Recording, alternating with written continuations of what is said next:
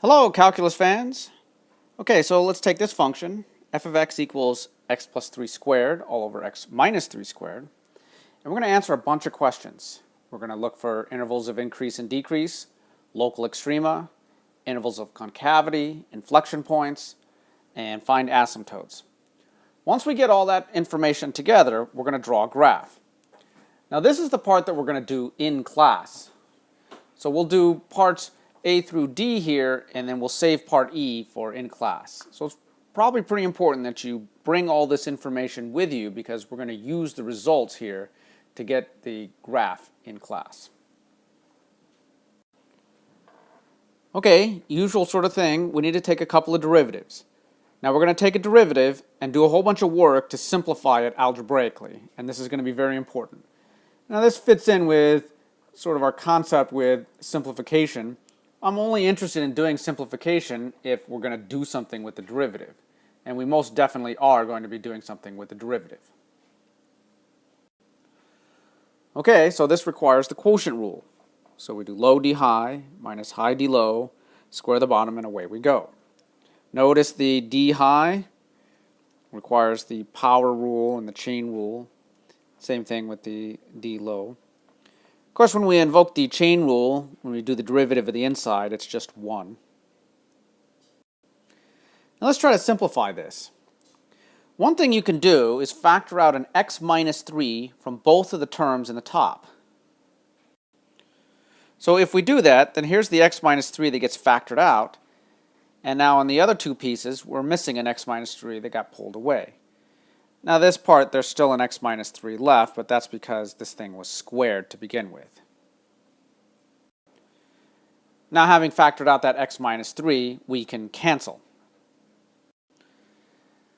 So this x minus 3 here gets canceled with one of them in the bottom, and that's why we're left with an x minus 3 cubed in the bottom now. Okay, so now let's multiply things out in the numerator just to clean it up more. We'll actually get a much simpler expression after we do this. Ignoring the 2's for a moment, it's pretty easy to see that we get the x squared minus 9 and the x squared plus 6x plus 9. And if we distribute the 2's, we'll get an expression like this. And now this is going to be pretty easy to clean up. The 2x squareds cancel, and we're left with this.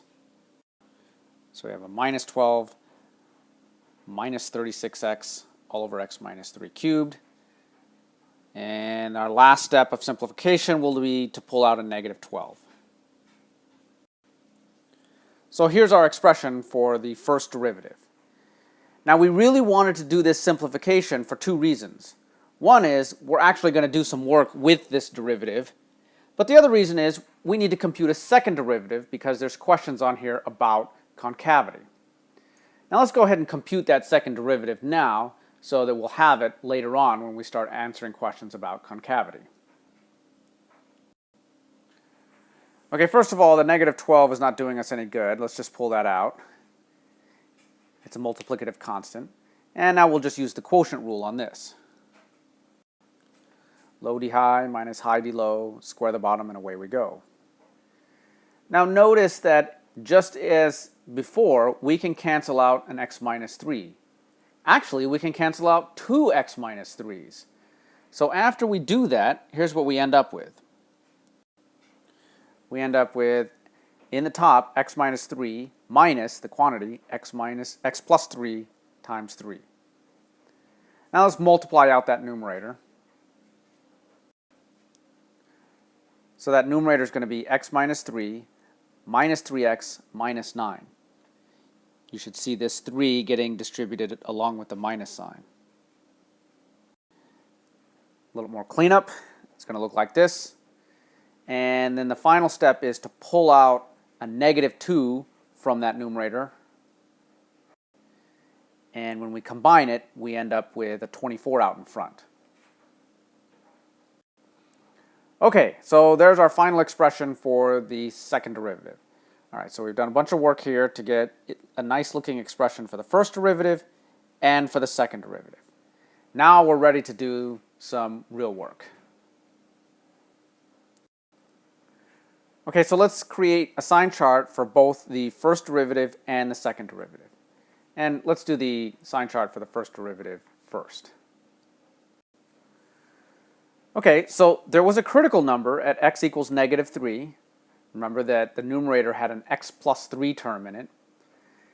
Now, it is important to note that the derivative doesn't exist at -3, and usually you might say that that makes it a critical number, but a critical number has to be in the domain of the original function, and x equals 3 is not. Now, even though it's not a critical point, I think we should use it as a breakpoint when we make our sign chart, because the original function isn't defined there, so the derivative certainly could change sign. Okay, here's the setup for our sign chart. Notice that we've got our two breakpoints at -3 and +3, and now we've got the ingredients of the derivative, the -12 times x plus 3, and the x minus 3 cubed in the denominator. Now you should pick some test points, plug them in, see if you get a positive or a negative number.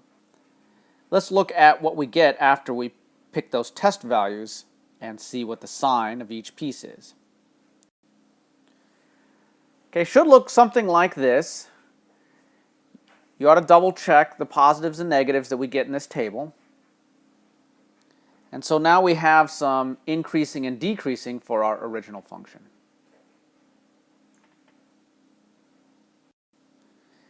In fact, I'm ready to give an answer to the first part, where we can say that the function is increasing on -3 to 3 and decreasing on -infinity to -3, along with 3 to infinity.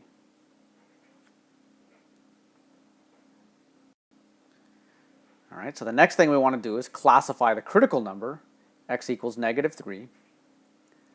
We're going to use both the first derivative test and the second derivative test. It's redundant, but it's just to illustrate the uses of the two different derivative tests. Okay, now if we want to classify x equals -3, then what we should note is that the function is decreasing and then it's increasing. So it's going down and then it's going up, so that makes for a local minimum. Now we could also use the second derivative test and plug in x equals -3 directly into the second derivative.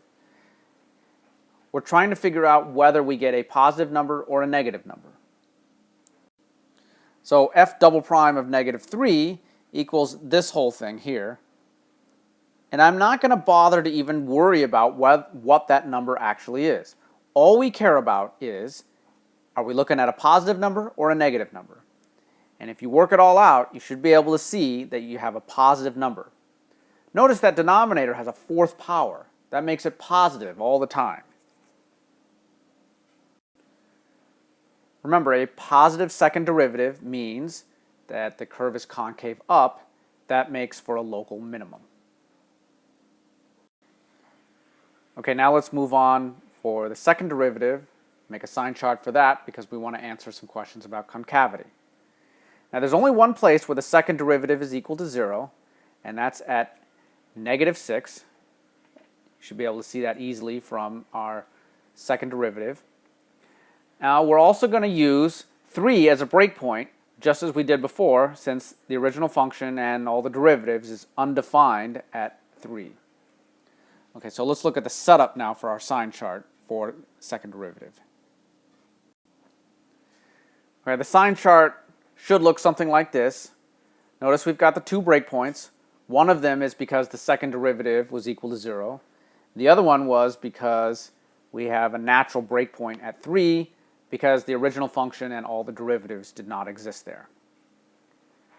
So same old story. We're now going to plug in test points and figure out positives and negatives. That's going to answer questions about concavity. All right, so if we plug in test points, this is what we're going to get for our sign chart. Make sure you're picking test numbers that are inside the interval, and then you can see whether you're going to get a positive number or a negative number. Pretty easy to see, by the way, that this one's always positive because it's a fourth power. So it doesn't matter what you plug in, you're always going to get a positive number.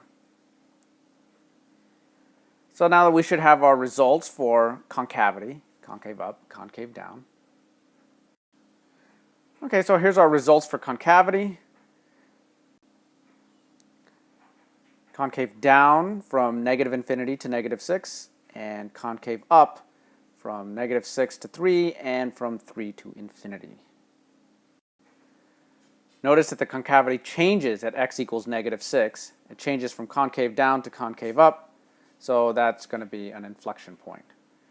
You can't have an inflection point at 3 no matter what, because it's not even in the domain of the original function. All right, one last thing to compute, and that's asymptotes. All right, so there's a vertical asymptote at x equals 3, and you can do this with limits. So to see a vertical asymptote, what you're asking for are one-sided limits from the left and from the right at x equals 3. And if you plug in numbers very close to 3, then you're going to get numbers that are very small in the denominator, and so the whole thing is going to go off to infinity. Everything's being squared, so everything's positive, so they all have to go off to positive infinity. We'll finish with horizontal asymptotes. You should see that the function is rational. And so the way to handle horizontal asymptotes, we take limits as x approaches plus or minus infinity. We end up dividing the top and the bottom by the highest power we see. And then we can work out what those limits are. All right, for example, we have this limit. We multiply everything out and then play the game where we divide top and bottom by the highest power. So in this case, x squared. And now we end up with this limit. And now each one of these pieces, that's a fraction, ends up going to 0. So the limit is 1. Now as it turns out, if we take a limit as we go to minus infinity, you can do the same sort of calculation and you'll still get 1.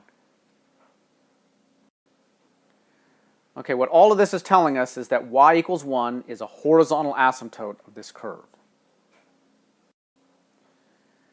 Now what we're going to do is when we come to class next time, we're going to put all these pieces together and draw a picture using all of our information about increasing, decreasing, local extrema, concavity, inflection points, asymptotes. We'll have all of that information and use it to draw a picture. Okay, that's all for now.